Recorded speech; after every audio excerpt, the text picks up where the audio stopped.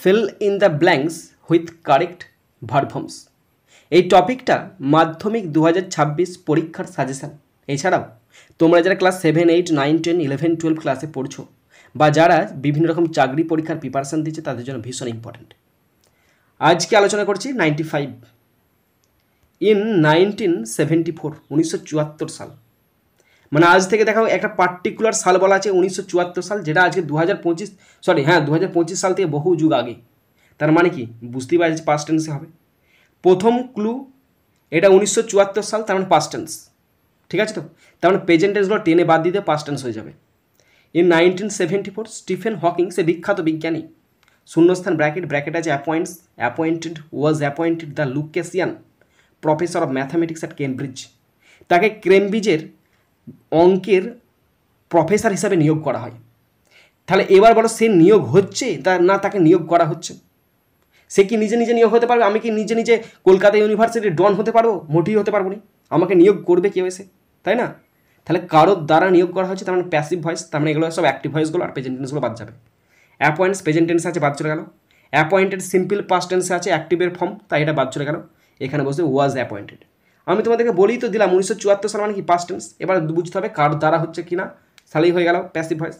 তাহলে was appointed, কারোর দ্বারা নিয়োগ হয়েছিল। APPOINTED, তাকে কারোর দ্বারা নিয়োগ করা হয়েছিল। কোথায়? কেমব্রিজ বিশ্ববিদ্যালয়ে নিয়োগ করা হয়েছিল। হয়ার যেখানে, এবার শোনো একটাই সেন্টেন্স, একবার এখানে স্টপ দেওয়া আছে। একটাই সেন্টেন্স, প্রথমটা পাস্ট টেন্স হয়ে গেছে, তার মানে দ্বিতীয়টাও পাস্ট টেন্সে হবেই, হতে বাধ্যই। পাস্ট টেন্সই হবে, হয়তো টেন্স আলাদা, পাস্ট টেন্সের চারটের মধ্যে যে কোনো একটাতে হবে। হয়ার যেখানে হি শূন্যস্থান ব্র্যাকেট আছে moves, had moved from Oxford university to study theoretical astronomy. যেখানে সে অক্সফোর্ড বিশ্ববিদ্যালয় থেকে প্রথমে করছিল অক্সফোর্ড বিশ্ববিদ্যালয়ে, তারপরে অক্সফোর্ড বিশ্ববিদ্যালয় ছেড়ে দিয়ে সে কেমব্রিজে ভর্তি হয়ে যায়, নিয়োগ করা হয়। তাহলে যেহেতু পাস্ট টেন্স হবে তাহলে মুভস বাদ যাবে, হ্যাজ মুভড বাদ যাবে, এখানে বসবে হ্যাড মুভড। এখানে আছে হ্যাড মুভড, MOVED। তো এখন সাধারণ বুদ্ধি খাটিয়ে বুঝতে পারলাম যেখানে হ্যাড মুভড বসবে, কারণ বাকিগুলো সব প্রেজেন্ট টেন্সে আছে আর হ্যাড মুভডে পাস্ট টেন্সে আছে, হ্যাড মুভডটা বসিয়ে দিলাম। ধরো শূন্যস্থানে ব্র্যাকেটের মধ্যে আবার দেওয়া আছে মুভড, পাস্ট টেন্সে দেওয়া আছে, তাহলে কি মুভড বসবে না হ্যাড মুভড বসবে? এটা কিন্তু জানতে হবে। হ্যাড মুভড বসবে না শুধু মুভড বসবে। দেখো সে কেমব্রিজ বিশ্ববিদ্যালয়ে এখন চাকরি পাচ্ছে, তাহলে চাকরিটা আগে কোথায় করছিল? আগে সে করছিল অক্সফোর্ড বিশ্ববিদ্যালয়ে করছিল। আগে সে অক্সফোর্ড বিশ্ববিদ্যালয় করছিল, অক্সফোর্ড বিশ্ববিদ্যালয় থেকে সে চাকরির পদটা ছাড়ে কেমব্রিজে যোগ দেয়। তাহলে আগে কোথায় করছিল? আগে করছিল অক্সফোর্ডে করছিল। সে পাস্ট টেন্সের আগে বোঝাচ্ছে, তার মানে অতীত বোঝাচ্ছে, তার মানে এখানে বসবে past perfect tense had moved. Okay, এখানে শুধু মুভড বসবে না। কেন? কারণ এটা অক্সফোর্ডে সে আগে করছিল, অক্সফোর্ড ছাড়ার পর সে কেমব্রিজে ঢুকেছে, তাই এখানে হ্যাড মুভড বসলো। নেক্সট 96 আ প্রাইভেট চপার, একটা প্রাইভেট হেলিকপ্টার শূন্যস্থান ব্র্যাকেট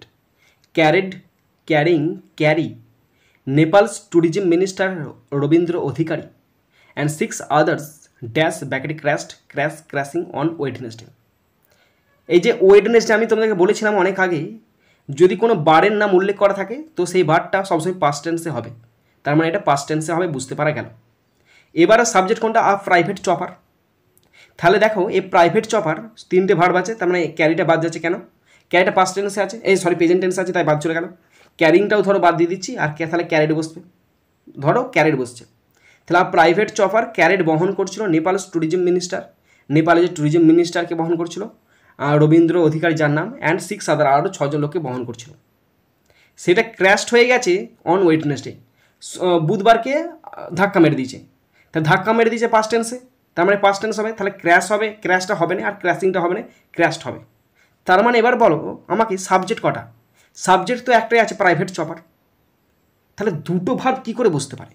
একটা সেন্টেন্সে একটা সাবজেক্টের জন্য দুটো ভার্ব বসতে পারে? আবার এই সেন্টেন্সে সিম্পল সেন্টেন্স, কোনো কম্পাউন্ড সেন্টেন্স বা কমপ্লেক্স সেন্টেন্স মোটেই না।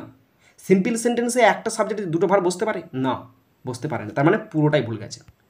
তার মানে দেখো একটা প্রাইভেট চপার ক্যারিং বহন করিতেছিল, এখানে ক্যারিং বসবে। এবার বলবে তুমি দাদা কেন? আরে বাবা, যদি ক্যারেটটা বসাতাম তাহলে কটা ভার বসতো? আঘাত মেরেছে মানে কি? আঘাত মেরেছে মানে ধাক্কা মেরে দিচ্ছে, চপারটা এসে ধাক্কা মেরে দিচ্ছে, চপারটা নিজে ধাক্কা মেরেছে। তো চপারটা সাবজেক্ট আর এই ধাক্কা মারাটা মেন ভার্ব। আর এখানে ক্যারেট বসবে না, কেন বলো তো? কারণ এখানে ক্যারিং বসবে, ক্যারিংটা পার্টিসিপেল অ্যাডজেক্টিভ হিসেবে বসবে, কারণ সেই সময় বহন করিতেছিল। এই ক্যারিংটা বসছে প্রাইভেট চপারটার গুণ বোঝাচ্ছে, প্রাইভেট চপারটা সেই সময় কাজ করিতেছিল, তার মানে বহনকারী, মানে এত যাত্রী বহনকারী প্রাইভেট চপারটা ধাক্কা মেরেছে, এরকম মানেটা হবে। এই 25 জন বা 26 জন বা 100 জন যাত্রী বহনকারী প্রাইভেট চপারটা ধাক্কা মেরেছে, ওই ধাক্কা মেরেছে এটা মেন ভার্ব।